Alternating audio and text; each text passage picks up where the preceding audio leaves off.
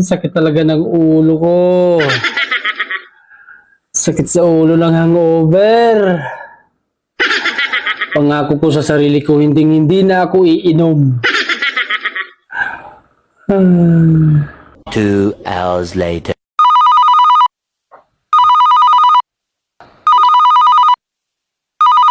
Ano tumatawag?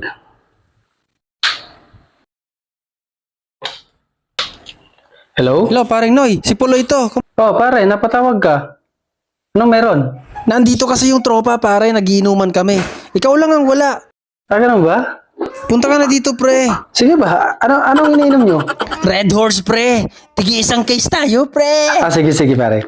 Bihis lang ako Anak ka ng pu. Anak ka ng pu.